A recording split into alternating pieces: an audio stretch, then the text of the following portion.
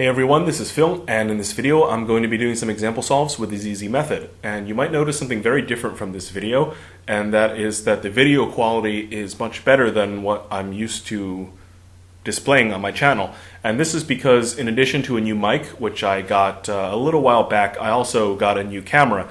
And I'll be using this camera to film both personal stuff on a small kitten and also some store-related stuff on our store's new YouTube channel, which I'll link in the description if you guys want to check it out. It's kind of empty right now, but we hope to populate it with a lot of cool content. And this camera is like a huge motivating force in making content. Everything looks really great under it, and so I'm really excited to make a lot more videos. So this video will just be basically doing some casual example solves. You can just see what the cube is like in these new filming conditions, and of course if you have any suggestions on how to improve the filming process or whatnot, please just let me know. And you know, your feedback is always really appreciated, because I understand I'm not the most technically, you know, proficient or advanced person out there. It just very recently dawned on me that I was recording with what is considered by today's standards to be practically a potato, and so I'm pretty excited to finally have decent equipment. So yeah, let's get started, and I'll be doing 3 solves. And let's do these scrambles really carefully so I can share with you guys what they are in the description so you can reconstruct or try them out for yourselves. And so of course this is ZZ, and I find 10 wrong edges on blue, and I hate that, so I'm gonna go to red. And notice red's actually super good, and this is just one of those examples of one front being much better than the other. And so definitely, if you're into ZZ, try 2 fronts, because it's really going to save you some stress here. So there are 2 wrong edges here, 2 wrong edges here. So this one goes here, and this one goes here, and I have 4 wrong in the front. And so what I'm going to do is notice that these 2 pieces are opposite. No matter if I do an F or an F prime to orient them, they're always going to be opposite. So it doesn't really matter. It's set up this way to make the line easier.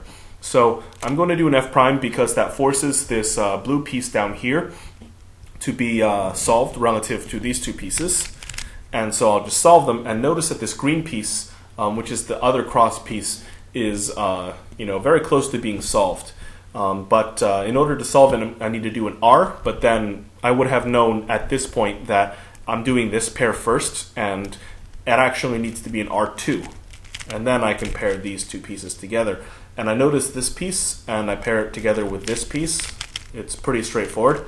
And here, I have a choice, right? I can do this one or this one, except the one I have on the right, the red and blue pair, is actually kind of frustrating, and I don't want to do it. So I'm going to be doing this one first. And at this point, I know that I'll double turn into it like that. And here, this is awkward COLL into U-perm.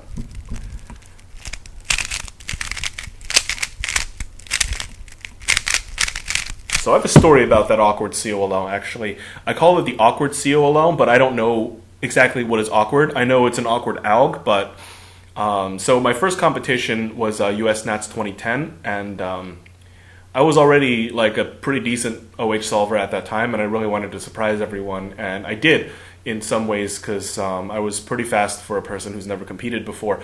But I remember getting that same exact ALG, and instead of doing the COLL, which I knew, I did some OLL, and I got an E-perm. And back then I didn't know a good E-perm for OH, and I completely botched the solve, and I got like a 30 or something, and it just traumatized me.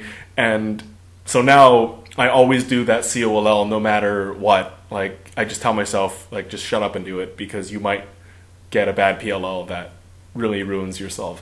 And so that's my funny story with that ALG. I call it the awkward ALG because it is kind of awkward. I feel like it's the worst ALG in the set, but also because it made me feel super awkward at my first competition, as if that wasn't awkward enough. So that's pretty much it for my story. It's just me being awkward. And yeah, so let's take a look at this scramble.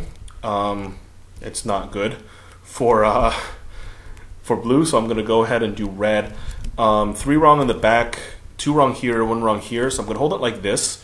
So my back is actually over here. I'm going to put this one over here, giving me 4 in the back, and then I'm going to do this turn, which actually is a B turn, effectively. And so I'm going to orient these two, and then put this down like so.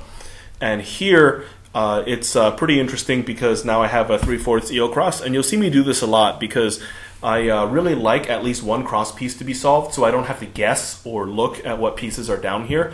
I think if you can plan a 3/4 EO cross, you should definitely, go for it, because this will save you a lot of hassle. I call these blind spots because typically when I'm holding the cube like this, I can't really see what's in them, partially because my thumb is obstructing it and partially because it's just in a really awkward place.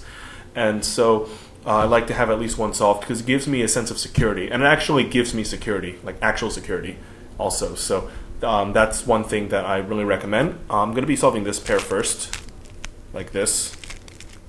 And then what I'll be doing is most likely this pair right here.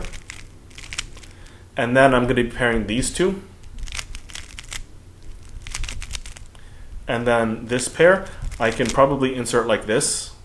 And this is a CLS, which is essentially you're doing this, and then you're creating the pair, and then you're inserting the pair.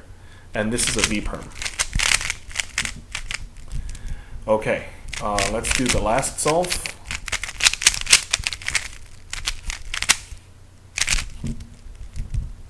All right, so I have 6 wrong for blue and something for red. I don't really care how many there are wrong for red because I don't want to do it. So I have 2 wrong here, 1 wrong here, 1 wrong here, 1 wrong here, and 1 wrong in the back.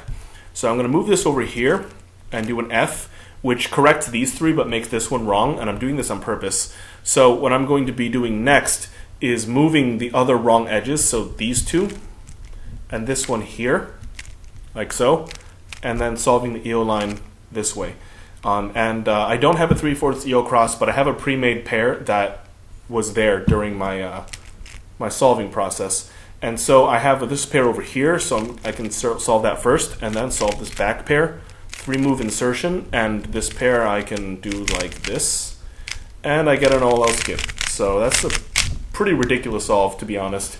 I got 2 free pairs, and then the other 2 pairs were practically in one look, and then an AoLong skip. So that's some of the weird, crazy stuff that happens on ZZ. And I actually want to talk about that just for a quick bit because people keep talking to me about it. They're like, why do you get so many last layer skips? Why do you get so many OLL skips? And sometimes I get YouTube comments like, haha, OLL skip.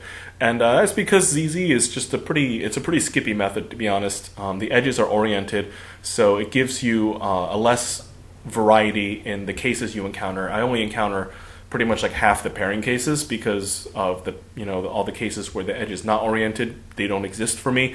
And of course, because the edge is oriented, I have a much better chance of skipping OLL, and I know some very mild OLL skipping tricks as well, so that certainly contributes to my skip rate. And of course for PLL skips, I know very little ZB.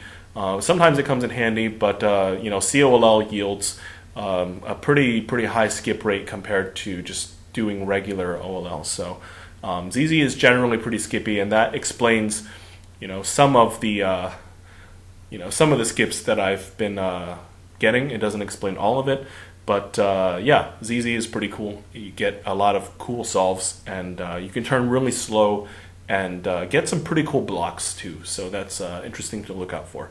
So I'll put the description. No, I'll put the scrambles in the description. I can't put the description in the scrambles. So I'll do that for you guys. And if you have any questions, please feel free to let me know. And yeah, also if you have any suggestions as to what I can do to make better videos, also just let me know anytime. I'm very open to them. And I'm very excited to make new videos for the future, given this huge boost in equipment. And yeah. That's pretty much it. Thank you guys for watching. Hope you guys enjoyed the new video and sound quality, and see you in the next video.